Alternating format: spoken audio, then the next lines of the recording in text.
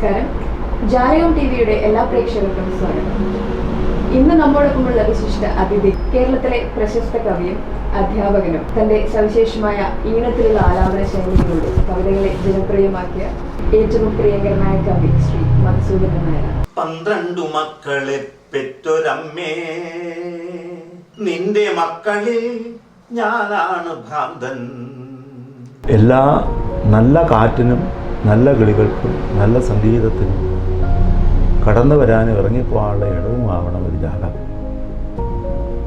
ജാലകം അങ്ങനെ തന്നെ ആവട്ടെ എന്ന് പ്രാർത്ഥിക്കുന്നു. ഇന്നത്തെ കാവ്യസന്ധ്യ ഇവിടെ പൂർണ്ണമാവുകയാണ്. നമ്മുടെ ചിന്തകൾക്കും നന്മകൾക്കും വെളിച്ചം പകർന്നുകൊണ്ടുള്ള ശ്രീ വി മധുസൂദനൻ നായരുടെ വാക്കുകൾ എന്നും മനസ്സിൽ ഉണ്ടാകണം എന്ന പ്രാർത്ഥനയോടെ നല്ല നന്മകളുടെയും പ്രതീക്ഷയുടെയും നല്ല നാളേക്ക് വേണ്ടി വീണ്ടും പ്രാർത്ഥിക്കുന്നു.